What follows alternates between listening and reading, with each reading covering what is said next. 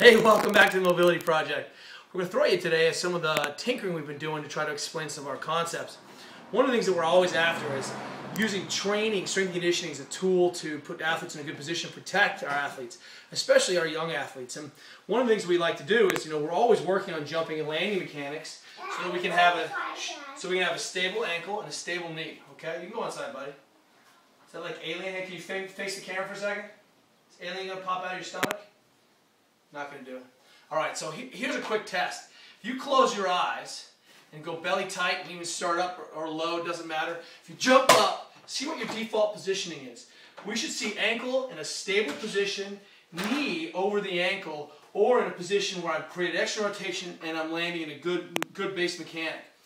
What I shouldn't see is that as I jump up, I shouldn't land in this collapsed open ankle position, which trashes my Achilles, opens up the knee, and puts me in a really big valgus force.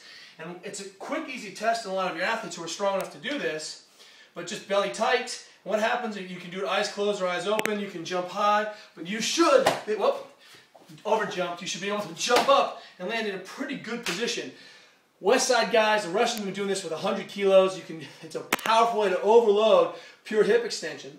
What I want to show you is as we teach this jumping and landing, toe to heel good mechanic, one of the things we're always trying to do is protect our athletes.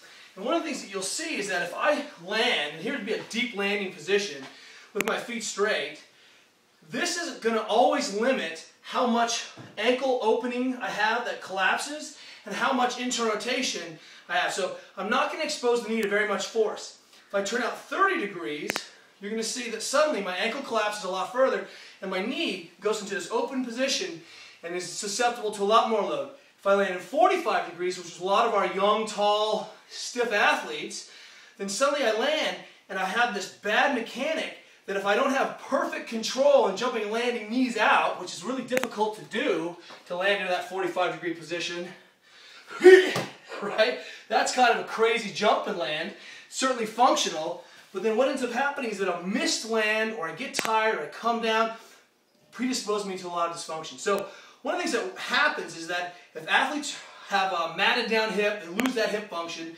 tight kind of medial chain, and it's not hip capsule, we'll see the athlete turn the foot out because this is a shorter position than this is, and they can't really recruit well in the hip. And it's not necessarily kind of tight musculature or not short, weak musculature. It can just be tight, matted down musculature. So here's our prescription today.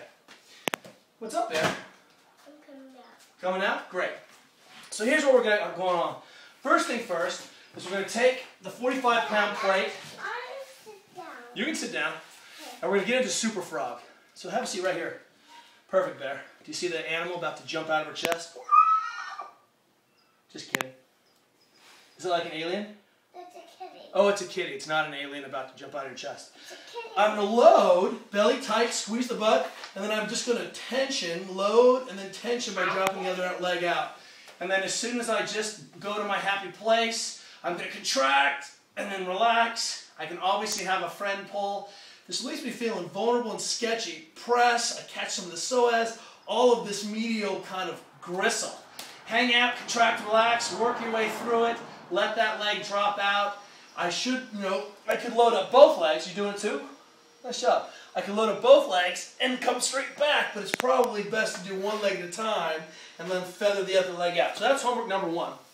Homework number two is take your choice double ball, your trigger point wheel, your tumble roller, rumble roller, and I want you just to seesaw across from the TFL, this flexor WOD, into the glute here. And so I'm just going to start, leg straight, put a bend in the leg, and then I'm just going to try to seesaw and be able to sink all the way through. And if I don't find a spot that's ugly, I'm going to move up and down, and I'm going to try to clear the whole mass from side to side. And it may not be, hang one second there, you can put that in there. It might not be until I get all the way over here that I find that and start to shear those tissues off. So that's homework number two. I really want you to open up this kind of lateral complex in flexion. Homework number three is an idea where I was talking to one of my big, thick, strong athletes, and he was like, dude, I'm having a hard time getting to a lot of extension over the double lacrosse ball over the top. One of the things we can do is load up and have him load from the other side. So we do the keg drill, base the hand and load down. The other times, sometimes, You need a 40-pound ball, a 100-pound ball. A little pressure through that thoracic spine. And now I can get some better rolling. So take your heavy stone, go ahead and take your ball, and then hit that kind of thoracic extension with a little bit of pressure through the ribs, and you'll get that loading through that rib to the back. Some ideas about keeping the athlete safe, improving your positioning. We'll see you tomorrow.